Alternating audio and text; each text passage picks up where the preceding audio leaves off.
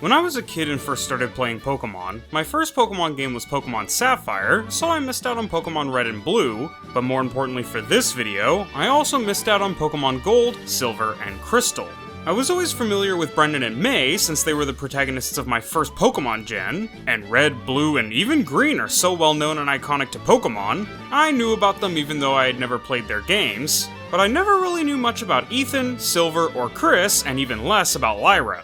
After growing up and learning more about the other Pokemon games, and just Pokemon lore in general, I thought a lot of the Pokemon in Gen 2 like Totodile looked awesome, but I'd still never gotten a chance to catch or use any of them. When I got the Kris and Totodile sync pair on Pokemon Masters EX, I realized that that'd be the perfect excuse to download a Gen 2 ROM onto my PC and play through it for a sync pair challenge run video. That's why, today, I'm gonna attempt to beat Pokemon Polished Crystal as the Kris Totodile sync pair from Pokemon Masters EX. For those of you unfamiliar with my sync pair challenge run series, go check out prior videos for a more in-depth explanation, but basically, in Pokemon Masters EX, you collect famous Pokemon trainers and their most iconic Pokemon, like Red and Charizard or Ash and Pikachu, but these Pokemon come with 4 specific moves and 1 super move, and you can never switch which trainer has what Pokemon or what Pokemon has what moves. For example, in this video, I'm trying to beat the Pokemon Polished Crystal ROM hack as Kris. In Pokemon Masters EX, her only Pokemon is Totodile, so the only Pokemon I can use in battle for the entire run is Totodile, and that Totodile only knows 2 Pokemon moves, 2 trainer moves, and an ultimate attack.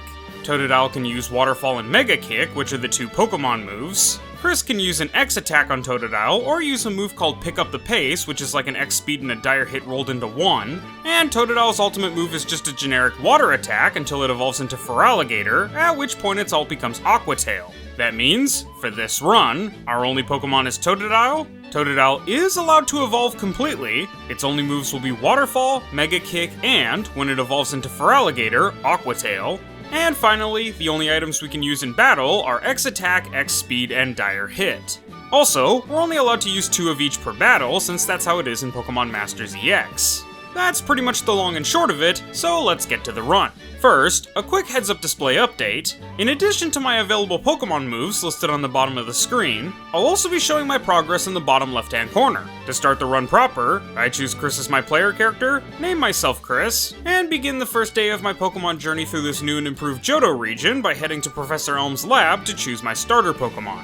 Lyra joins me in picking a starter, and after I of course pick Totodile, she challenges us to our first Pokemon battle. She chose Cyndaquil, which will be weak against our water-type moves in the future, but unfortunately I haven't gotten a chance to give Totodile his sync pair moves, so we have to break the rules of the run just this once and defeat her with our only available attacking move, Scratch. After making it to Cherry Grove City, I used a move modifier cheat to give my Totodile Waterfall and also Aqua Tail for when he evolves into Feraligatr, but there's just one problem. The move Mega Kick, one of this sync pair's Pokemon moves, was removed from the game by the creator of Pokemon Polished Crystal.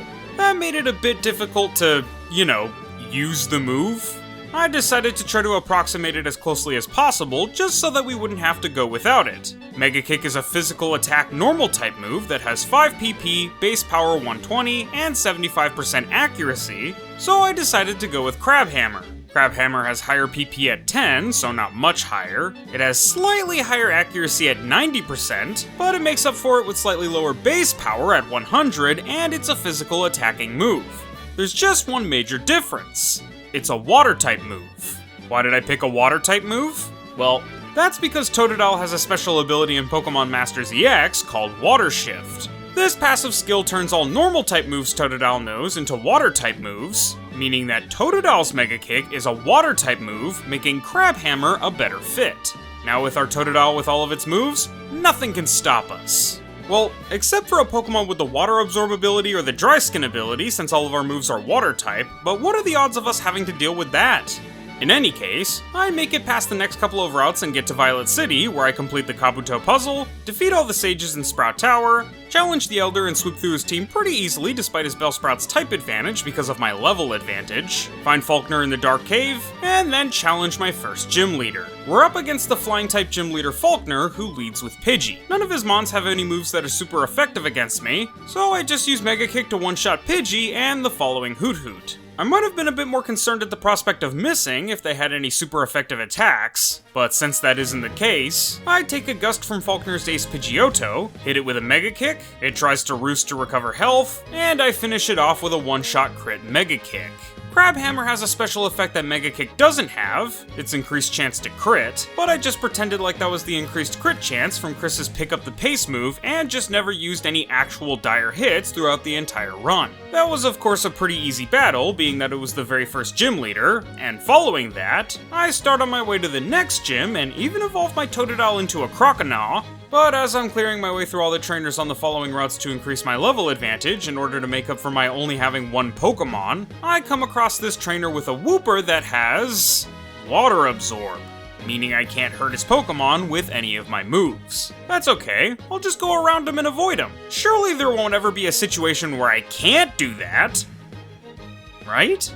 After making it through Union Cave easily, since most trainers there either use fire or rock and ground types, I arrive in Azalea Town where I team up with Kurt to take down the Team Rocket Grunts trying to take over the nearby Slowpoke well.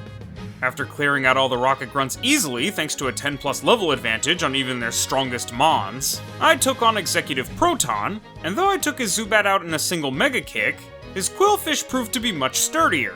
With a second Mega Kick and a Waterfall, I was able to beat it, and though his Ace Coughing was able to barely survive a Mega Kick and get healed back to full with a Hyper Potion, a Waterfall nearly dropped him to red, and another Mega Kick finished him off. With Team Rocket kicked out of the well, I returned to Azalea and entered the gym, and while I was able to defeat most of these trainers, this one had a Paris with dry skin, so I just avoided him. With most of the gym clear, I was finally able to challenge Bugsy for my second gym badge. Still no bad type matchups for this gym, so I was confident going in. Bugsy leads with Butterfree, but my Croconaw is strong enough to beat it in a single Mega Kick. Next out was Beedrill, who outsped Croconaw and got 2 hits on a Fury Swipe, but it was definitely a speed-type Glass Cannon because it also goes down to a Mega Kick. Bugsy's Yanma outspeeds and goes for Double Team right out of the gate, which could have been bad for my lower accuracy Mega Kick, but we still managed to hit and one-shot. Finally, Bugsy's Ace Scyther outspeeds for a U-turn and I miss on a Mega Kick, and though things were starting to look a little dicey when he hit the second U-turn and dropped me to 30 HP, my Mega Kick did so much damage that Bugsy used his next turn to heal with a Super Potion. That gave me the opening to use Mega Kick again to drop him back down, and after surviving the retaliatory U-turn on just 7 HP, I use Mega Kick once more and defeat Bugsy. That gym battle was probably one of the closer fights of the run. Bug-type may not be the strongest type, but Bugsy is definitely an exceptionally talented trainer with some seriously powerful Mons. Before I even get a chance to leave Azalea Town, Silver chases me down and challenges me to a Pokemon battle. Because it's raining, all of my water-type moves are stronger, so I'm able to take out his Ghastly with a Waterfall, I'm able to nearly one-shot his Bayleaf with a crit Mega Kick even after he sets up a Reflect and healed it twice with a Super Potion, and, while his Zubat gives me a bit of trouble due to confusing Croconaw, I take it out in 2 Waterfalls. His final Pokemon is Geodude, and since it doesn't have Sturdy, it goes down in a single Waterfall and I win the match against Silver. After fighting my way through all the trainers on the next route, Lyra meets up with me and challenges me to a battle, but I accidentally use Hydro Pump, so I restarted from my last save and refought my way back to the battle. Just a single misclick costed me a chunk of time and progress, but a single click can also bring you countless hours of joy and entertainment, like if you subscribe to the channel. Not everyone watching this and enjoying this video has subscribed to the channel yet, and since these videos take a lot of hard work and effort, it would definitely incentivize me to keep up the good content if you guys hit that sub button. With that shameless plug done, let's rematch Lyra. Her Pidgey goes down to a Waterfall, her Sunkern gets dropped by a Mega Kick and a Waterfall, her Mareep is down in a single Waterfall, and her Quilava is down with a Mega Kick, winning me the easy battle. After arriving in Goldenrod, I'm able to stock up on X attacks and X speeds in the department store, and then I'm able to clear out the gym and challenge Whitney for my 3rd gym badge. She leads with Clefairy, and I go for Mega Kick, but miss and get hit with an Attract. Regardless, next round I take it out with another Mega Kick, and then Whitney goes for Teddy Ursa. It goes down to Mega Kick, the following Munchlax goes down to Mega Kick, and then it's just her ace, the legendary Whitney Miltank. It goes for rollout and misses, and my Mega Kick does over half, but Miltank then heals. Luckily, I hit with Mega Kick that round, it misses another rollout next round, and I finish it off with Mega Kick, ending the 3rd gym battle. With the gym badge mine, I continued on to the next city and fought a bunch of trainers on the next couple of routes and areas until my Croconaw evolved into a Feraligatr. Something kinda cool in this ROM is that Feraligatr is a water dark type, and while that isn't specifically important now, it will be later. Regardless, I can now use Aqua Tail, so I use it to take out the Sudowoodo blocking my path and arrive in Ecrudiac City. While I was here, I defeated most of the Kimono girls and their respective evolutions, but the final girl had a Vaporeon with Water Absorb, so that's a no-go. Morty, the Ghost-type gym leader, was occupied, so I couldn't challenge the Ecrudiac gym yet. That was pretty much the extent of what I could do there, so I headed to Olivine City, where Jasmine, the Steel-type gym leader, couldn't accept my challenge because the Ampharos that lights the lighthouse was sick and the medicine it needed was in the next town over, so I decided to move on to the next city after that, but another problem cropped up. I need Surf to get to that town, and the only way to get Surf is by beating all of the Kimono girls, which I can't do because the last one's Vaporeon has Water Absorb. I went back to Ecrudiac to see if I could progress anything else, and did have some luck when I went to the Burnt Tower where I fought and defeated Silver in a rival battle, and that finally opened up the Ecrudiac gym so that I could challenge the 4th gym. This time I'll be facing the Ghost-type gym leader, Morty. He leads with Haunter, but immediately swaps out to Mischievous, though it takes the Mega Kick intended for Haunter and gets one-shot. Gengar comes out next, but also gets OHKO'd by Mega Kick. Then Haunter comes back and becomes Aqua Tail's first gym leader Pokemon victim. And finally we finish off Morty's ace Noctowl with another Aqua Tail, and the Ghost gym leader is easily taken down. From the Ecrudiac gym to the next, we now have to deal with the problem of not having Surf from earlier. The challenge has been halted by an unavoidable roadblock. I can't move on because I have no attacking moves that can harm the only Pokemon I need to beat for the required Surf HM. To solve this problem, I just cheated. Like, there was literally no way to proceed. That's effectively where the run would have ended. You can't beat Polished Crystal with just Kris's Totodile because it only has Water-type moves, and there are required battles in the game against Pokemon with either Water Absorb and Dry Skin, making them effectively immune to all of my forms of attack. With that established, I go ahead and just cheat the Surf HM into my inventory, surf over to Cyanwood, grab the meds for Ampharos, challenge UC into a Pokemon battle, pretty much sweep his whole team with Mega Kick with only 40 HP remaining, and then challenge the Fighting-type gym, and this one is actually gonna take some doing. Remember how I mentioned that Feraligatr was Water Dark type in this game? Yeah. That means that all these fighting-type moves I'm about to deal with will deal super effective damage, and my only hope is to outstat the gym leader's whole team with my level advantage. Regardless, I still challenge Chuck for my 5th gym battle. He leads with a Primeape, so to start, I go ahead and test out my Mega Kick since it's my strongest move, and it's enough to one-shot. Against Farfetch'd, I used another Mega Kick and get another one-shot. So far so good. Hitmontop lowers my physical attack with Intimidate, not awesome, and it survives an Aqua Tail and double kicks me for not negligible damage, but Aqua Tail number 2 right down the pipeline finishes the job. Finally, I Aqua Tail his ace Poliwrath, and oh sweet Jesus, he's got Water Absorb. Alright, the Water Absorb Softlock is so bad for this run, I've gotta kinda cheat again. I need a non-water type attacking move or I literally just won't be able to continue from here, so I decided to give Feraligatr Double Edge in his 4th move slot. It's a normal type physical attacking move like Mega Kick before being affected by Water Shift. It has the same base power of 120, and though it has higher accuracy in PP, Double Edge makes up for that by also dealing recoil damage to the user, so I feel like it balances out well enough to be a stand-in for pre-Water Shift Mega Kick. With that concession made, on attempt 2, I one-shot Primeape and Farfetch'd with Mega Kick, 2-shot Hitmontop, and take out Poliwrath with a Mega Kick, but I also get knocked out by the recoil damage and decide to restart since my remaining Mon, an Oddish, is my Cut HM Mon, and normally I'd lose a tie of both trainers losing their last Mon. This time, I started by boosting my attack twice with X attacks, one-shot Primeape with Mega Kick before he can Dynamic Punch one-shot me, I used my 2 uses of Pick Up the Pace to increase my speed against Farfetch'd, I avoided being paralyzed with Body Slam, I one-shot it with Mega Kick, I one-shot Hitmontop with an Aqua Tail, and finally, I one-shot Chuck's ace Poliwrath with Double Edge. Before I leave and head back to Olivine, Team Rocket is up to something nefarious nearby, so I fight off all the grunts in my way to find and defeat an admin or executive presiding over this operation.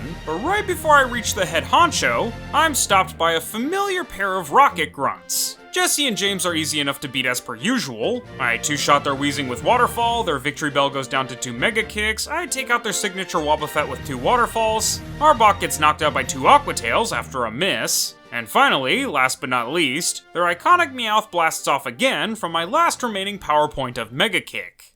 With that dynamic duo defeated, I challenge Executive Archer, and I one-shot Waterfall his leading Haunter, his Alolan Raticate survives an Aqua Tail but goes down to a following Waterfall, his Wheezing Will-O-Wisps me and burns me, but I take it out with an Aqua Tail and Waterfall, and then his Ace Houndoom is easily one-shot by an Aqua Tail. With Rocket defeated, we're free to return to Olivine and challenge Jasmine, but before we do, we meet Faulkner's dad and former Violet City gym leader Walker and face him in a battle. 2 Waterfalls is enough to defeat his lead Noctowl. I decide to just take out his following Pidgeotto with Mega Kick before it can do any major damage. Aerodactyl of course outspeeds and hits with Ancient Power, but is then also of course one-shot by a super effective Aqua Tail. And finally, even though his Ace Skarmory is physically defensively tanky, it had a Citrus Berry, and Walker used a full restore on it, it couldn't withstand Feraligator's onslaught of Mega Kicks. Walker gave us the HM for Fly, so we just fly back to Olivine and give Jasmine the medicine for Ampharos and then move on to the next gym. She leads with a Skarmory, so I hit it with a Waterfall to gauge its defense, and it survives with over half health and counters with a Drill Peck. My second Waterfall actually flinched it, so I was able to take it out with a third right after that. Next she uses Magneton, which is dangerous because of its electric typing, and it barely survives an Aqua Tail, but it misses its attack, and I'm able to safely defeat it with a Waterfall. Fortress actually goes down to 2 Mega Kicks no problem, and then Jasmine calls out Scizor, a powerhouse Pokemon. An Aqua Tail doesn't quite do it, and it hits me back with an Aerial Ace, but I'm still at above half health at this point and finish it off with another Aqua Tail. Finally, since Jasmine's Ace Steelix has a weakness to Water-type moves, though it actually tanks a Mega Kick like a beast, a final Waterfall finishes that gym. I was off to the next gym town where Price is to do all the Lake of Rage and Team Rocket stuff, but on my way, I was stopped by Lyra for another rival battle. In our first match, a charm from Pidgeotto really hurt my damage output, and, after taking a Sunflora Solar Beam, the following Azumarill takes me out with Play Rough, but after then starting the battle by using my X attacks and pick up the pace moves, I was basically able to sweep the rest of her entire team. After taking on the rest of the trainers on the route before Mahogany Town, I arrived there and made it to the Lake of Rage where I caught the red Gyarados that I would never use, and then I had to deal with Team Rocket's secret hideout back in town. Beating all the Rocket Grunts in the base was pretty easy, so long as I made trips to the Pokemon Center occasionally, since most of their Pokemon were around level 30. So after beating a Rocket trainer and getting the passwords for the secret door, I was able to confront Rocket Executive Petrel. I lost once against his Ace Wheezing, but on my second run at it, I pretty much easily one or two-shot his Golbat, Alolan Muck, Alolan Raticate, and Wheezing. After that, Murkrow gave me the password to the room with Team Rocket's evil forced evolution machine that made Gyarados go nuts, and I had to battle Executive Ariana. The combination of her leading with Arbok and getting an attack drop from Intimidation, her first move being Glare to paralyze Feraligator, and her following Pokemon being Grass-type Gloom definitely presented some issues, but when I started by using my X attacks and pick up the pace, I was able to one-hit knock out both of them with Mega Kick and one-hit her Murkrow with Waterfall. Then I defeated the Electrodes powering the Rocket device, and it was time to challenge Price for our 7th gym badge. He leads with Dugong, and, since I know my attacks won't be very effective here, I started buffing up with X attacks and pick up the pace. Dugong sets up a Rain Dance and spammed Waterfall, but the Waterfalls barely did anything, and the rain is only going to make my moves stronger. Unfortunately, I missed my Aqua Tail and the rain stops, but a following Aqua Tail is still strong enough to beat Dugong. After another miss against Price's Sneasel, another Aqua Tail nets me another knockout. Unfortunately, Price's next Pokemon, Lapras, has Water Absorb, but fortunately, even while confused, Feraligator is able to one-hit beat Lapras with his normal type Mega Kick. Because of Mamoswine's ground typing, he's weak to water moves, so a water Mega Kick is enough to drop him instantly and leaves Price with only his ace, Cloyster. Though it resists my moves, I'm still strong enough to one-shot it before it finishes me off, and the Cloyster goes down, I win, and I get my 7th gym badge. With my 7th gym badge earned, I made my way through Ice Path where I encountered Lorelei and got the chance to challenge her.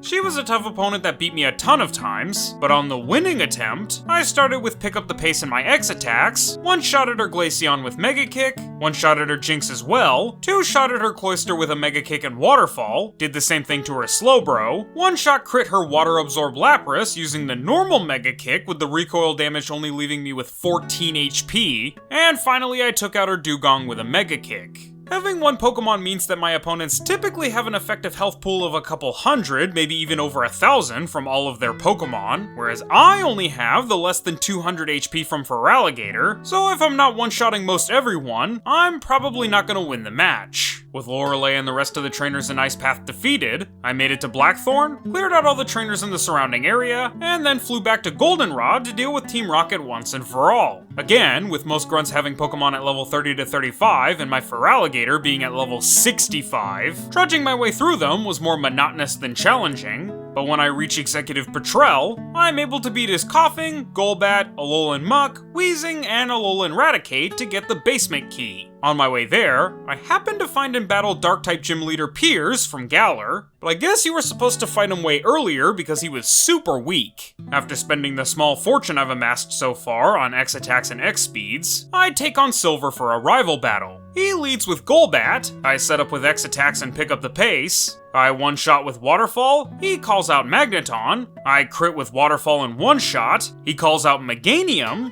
a Mega Kick is actually strong enough to one-shot, and then lastly, Sneasel and Haunter both go down to one Waterfall each. With the way clear, I continue on and defeat all the Rocket Grunts until I made it to the real Goldenrod Radio Tower Director, and he gives me the keycard I need to make it to the top and confront Proton and Ariana. Proton's Golbat and Octillery both go down to a single Water Tail each, and though his Quillfish tanks one, a second finishes him off.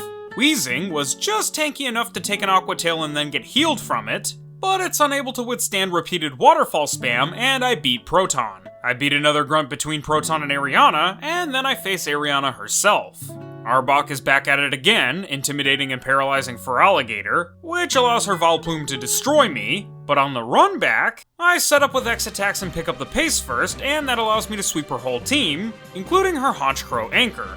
The kingpin of this operation was Archer, and he leads with a Houndour that gets obliterated. His Alolan Raticate also gets one shot from a crit Mega Kick, and though his Wheezing drops me to red, it gets one shot too. Unfortunately, Houndoom outspeeds Feraligatr because of the paralysis, flamethrowers him down to 5 HP and even flinches me, and that allows him to take me out next round.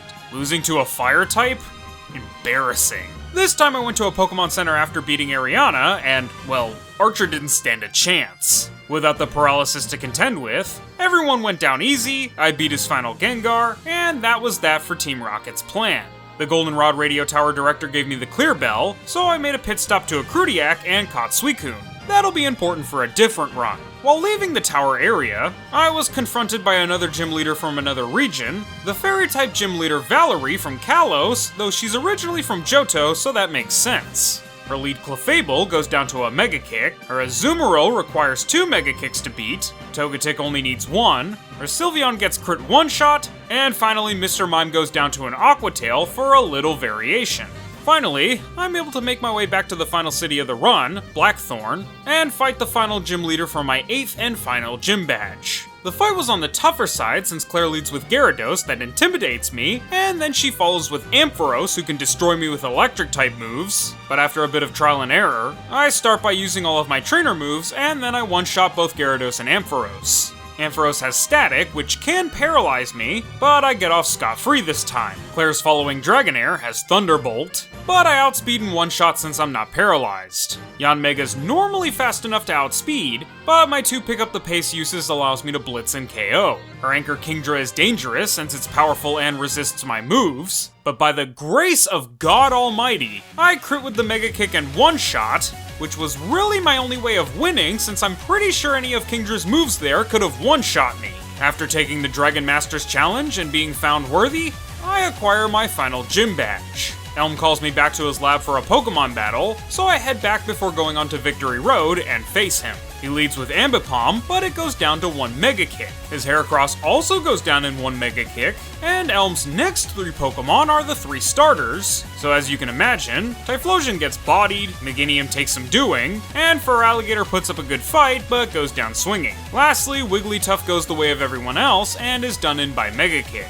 With Elm's seal of approval, I begin the journey to Victory Road, but Lyra also wants one last battle just to see how far I've come. Her Pidgeotto can't survive a Mega Kick, her Girafarig gets crit just for good measure, I actually managed to one-shot her Sunflora with Mega Kick since its fire typing cancels out its grass resistance to water, Azumarill uses its one turn that it survives to use Rain Dance, making my moves even stronger, Ampharos actually survives the rain-boosted Mega Kick, but just safeguards and gets taken out, and of course Typhlosion gets obliterated by Aqua Tail. After defeating all of the trainers leading up to the badge checkpoint, I presented each of my badges to the respective checkers and was allowed to enter Victory Road. The trainers inside were few in number, but pretty strong, all things considered. At last, right before exiting the cave, Silver stopped me for our final Pokemon battle to see which of us was the better Pokemon trainer. I'm pretty beaten from the prior battles, but I'm able to beat his Weavile with a Waterfall due to being nearly level 80 by this point. Magneton also goes down in 1 Waterfall. His Meganium goes down in 2 Mega Kicks even after setting up a light screen. Golbat survives an Aqua Tail but goes down to the following Waterfall. And finally, Gengar and Alakazam both get one-tapped by Mega Kick. With that, we're free to face the Elite Four. I spent the rest of my remaining cash on healing items to use between battles with the Elite Four, and went ahead and challenged Will. He leads with a Weirdeer, so I use Waterfall and just barely don't take it out. Shadow Ball does nothing to me, so he switches out to Jinx, but he just switches out into a Waterfall one-shot. Executor next gets flinched by a Waterfall, survives an Aqua Tail and Egg Bombs, and then gets finished off with a Waterfall. His Slowbro is next, and though it's tanky against my Mega Kicks, it only attacks with Surf and pretty much does nothing. After taking it out with a Mega Kick and taking out the following Xatu with an Aqua Tail, his starting Weirdeer returns and gets taken out by a Waterfall. Finally, his ace Alakazam gets finished off by a big Mega Kick, and that's my first Elite Four battle. My next battle is against Koga, who leads with Venomoth, but I defeated instantly with Waterfall. His Nexmon Clodsire has Water Absorb, so I beat it with my normal type Mega Kick after a couple of exchanges, and then Koga calls out Fortress, but that too goes down in an Aqua Tail and Waterfall after only surviving the latter with Sturdy. It uselessly set up spikes, so no problem there, and Muck gets Oak-Code by Aqua Tail, so all that leaves is Weezing and Crobat, who both get Aqua Tail one-hit. That's my second Elite Four down with Koga defeated, and then we're on to the admittedly weakest Elite Four member, Bruno. For extra disrespect, I sweep his entire team with Waterfall. That wins me my third Elite Four battle. For the last battle, I lose once or twice, but on the winning attempt, Karen leads with Umbreon, and then after it Confuse Rays me, I beat it with Aqua Tail and Waterfall. Alolan Persian is next, so I two-shot with Waterfall after taking a super effective Play Rough. Honchkrow gets hit with a Mega Kick through Confusion and goes down, so Karen swaps to Weavile. I actually break out of Confusion and Aqua Tail Weavile for a one-hit kill, and after taking out Gengar with a Mega Kick, I finish off Karen's Ace Houndoom with an Aqua Tail. Well-fought battle against Karen. Now it's time to face the champion of the Johto region, Dragon Master Lance. This was an incredibly tough battle where I lost dozens of times, easily the hardest fight of the run as to be expected. He leads with Gyarados, which intimidates Feraligatr, already off to a bad start, but by the time I'm finished setting up my X attacks and doing pick up the pace, I only have about 150 HP remaining. From there I can take out his Gyarados, but his next Pokemon, Dragonite, has Thunder. If that hits, I'm dead every time. I have to rely on its having low accuracy for him to miss enough for me to take out the Dragonite. If I can manage that, the next Mon, Charizard, is free because of its weakness to Water type. Then I have to deal with a Kingdra that resists my Water type moves and has Hyper Beam. The best way around him is to try to get to this part of the fight with enough health that he tries to go for Dragon Pulse to put me in one-shot range, at which point I can two-shot him, but that's tough because it relies on high damage rolls from me and low damage rolls from Lance. Aerodactyl is free like Charizard because I outspeed in one shot thanks to my trainer moves, but then his level 60 Ace, a shiny Dragonite, was typically the run ender. With all the damage I accumulated in the battle up to this point, it either uses extreme speed to finish me off with a priority move, or he tanks my attack, puts me in KO range, and then finishes me off with extreme speed. After a lot of trying different things, and even considering restarting from before the Elite Four to level up more, I finally got the perfect run. Gyarados played like normal, Dragonite missed all of its attacks, Charizard got annihilated, Kingdra spammed Surf to try to lower my health, and I defeated it without barely losing much health thanks to a crit, Aerodactyl got wiped, and finally, I tank a fly from Dragonite and defeat it with a literal miraculous Mega Kick crit. With 48 HP remaining in a dream, Feraligatr and I defeated Lance, and I become the champion of the Johto region. It only took 2 days, but I did it. I beat Pokemon Polished Crystal as the Kris Totodile sync pair. It was really fun to play through 2nd gen, especially with all the cool stuff from the later gens like new moves, Pokemon, the physical special split, fairy types, just a bunch of awesome new stuff. Also, doing a run with Totodile, my favorite 2nd gen starter, was just really awesome for me. Watching him go through his evolutions and dominate as Feraligatr made me feel like a kid again. Well, beating the Johto League opens up the Kanto League, but we'll be saving that for another run. For now, my plans are to do a run as Karen and Houndoom next, but that might be a 3rd gen run, so I'll be going back to my bread and butter. It'll probably be tough because of all the water types in 3rd gen, but I'm up for a challenge for sure. With that said, if you haven't seen my prior Masters EX challenge runs, like beating Pokemon Unbound with Solgaleo, beating Fire Red with Vaporeon, or beating GS Chronicles with Leafeon, be sure to give those a watch. Those were also incredibly fun in their own different ways. Other than that, that's the run. If you enjoyed the video, be sure to subscribe. Thank you all so much for watching, and I'll see you guys in the next video. Peace.